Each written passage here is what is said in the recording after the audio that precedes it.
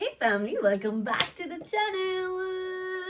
Okay, तो आज मैं आपसे बात करने वाली हूँ एक ऐसी कहानी के बारे में जो कि बाइबल से है, जो हमें दिखाती है कि कोई भी इंसान, चाहे उसका पास कुछ भी हो, अगर उसके पास विश्वास है तो God can use them powerfully. Now I know, आप शायद सोच रहे होंगे कि आपको पता नहीं है कि मेरा पास्ट कितना ज़्यादा मेस्ड अप है, मैं लायक नहीं हूँ और मैंने क्या क्या किया आप जानते नहीं हो. लेकिन मेरी बात सुनो, God doesn't choose the perfect, he uses the faithful. और इसीलिए आज मैं आपसे बात करने वाली हूँ राहब के बारे में. बाइबल हमें बताती है कि राहब एक प्रोस्टिट्यूट थी, जेरिको नाम की एक सिटी में रहती थी जो इज़राइल के द्वारा डिस्ट्रॉय होने वाला था.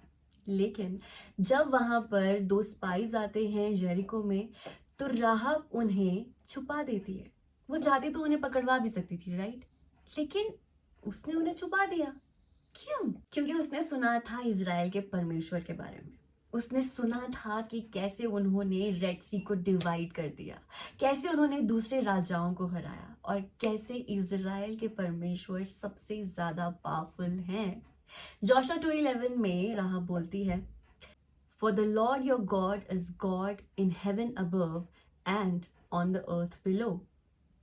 राहब ने कभी बाइबल नहीं पढ़ी थी, ना ही वो कभी चर्च गई थी, लेकिन उसके पास में क्या था? फेथ. और इसी फेथ की वजह से वो और उसका पूरा परिवार सेव हुए. जब पूरा जेरिको गिर गया, तबाह हो गया, नाश हो गया उसका, तो सिर्फ राहब और उसका घर सेव थे. वाओ. इससे ना मुझे ना एक वचन याद आता है. उन्होंने कहा, प्रभु यीशु मसीह पर विश्वास कर तो तू और तेरा घराना उद्धार पाएगा. अब आप लोग सोच रहे होंगे कि राहब की कहानी तो सुनी, लेकिन इससे मेरा क्या लेना देना? बहुत कुछ. राहब इज़राइल की नहीं थी और ना ही उसका लाइफस्टाइल कुछ गॉडली था, लेकिन प्रभु ने ना सिर्फ उसे यूज किया बल्कि उसे ऑनर भी दिलवाया. मैथ्यू 1:5 में लिखा है कि राहब जीसस क्राइस्ट के एंसेस्टर्स में से एक थी. वो क्यों? Because her faith was real. इसका मतलब बिल्कुल सिंपल है कि आपका पास्ट आपके फ्यूचर को डिफाइन नहीं करता है, आपका फेथ करता है. हिब्रूज 11 में जहां पर ग्रेटेस्ट लोगों के नाम है, वहां पर राहब का भी नाम है. जेम्स 2:25 कहता है, उसने अपने फेथ को एक्शन से दिखाया. तो सिंपल है कि आपके मन में विश्वास रखने से सिर्फ इतने इतने से कुछ नहीं होगा, आपको उस विश्वास के साथ में उसके अकॉर्डिंगली आपको चलना भी पड़ेगा. तो अब बात करते हैं कि आज के टाइम में प्रभु आपको कैसे यूज कर सकते हैं. Okay, so first of all, प्रभु आपका पास बिल्कुल भी नहीं देखते हैं, वो आपके अंदर का पोटेंशियल देखते हैं.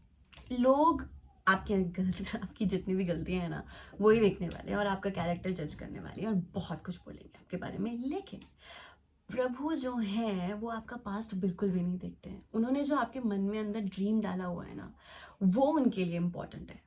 फेथ का मतलब होता है रिस्क लेना. अब राहब ने जो है अपनी लाइफ रिस्क में डाली थी, उसके साथ कुछ भी हो सकता था. इसीलिए जब भी हमें राइट डिसीजंस लेने होते हैं, सही डिसीजंस लेने होते हैं, तो वो बहुत ही ज़्यादा डिफ़िकल्ट होते हैं, most of the time difficult होते हैं. फेथ के साथ में चलना मतलब रिस्क तो लेना ही पड़ता है. लेकिन प्रभु उसी मोमेंट में जब हम ये राइट डिसीजंस लेते हैं ना, तब काम करते हैं. प्रभु ब्रोकन लोगों को यूज़ करते हैं. वाओ. अभी देखो, मोजेस मर्डर था, डेविड ने बहुत सारी गलतियां करी, पॉल ने क्रिश्चियंस को मारा, लेकिन अब देखो तो प्रभु ने सबसे ज़्यादा यूज़ भी इन्हें ही किया है. क्यों? क्योंकि इन लोगों ने अपना हार्ट सरेंडर किया था, अपने आप को सरेंडर किया था प्रभु के आगे. तो अगर आपके अंदर विश्वास है ना, और even if you feel you are broken, God can still use you for his glory. मेरा मैसेज ना बिल्कुल सिंपल है.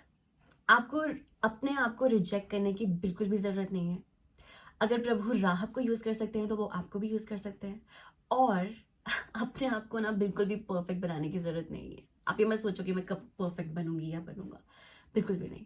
बस रेडी हो जाओ अपने फेथ को एक्टिवेट करने के लिए. तो आप जब जीसस पे ट्रस्ट करते हो, तो जो आपका पास्ट है वो एक टेस्ट में नहीं बन जाता है.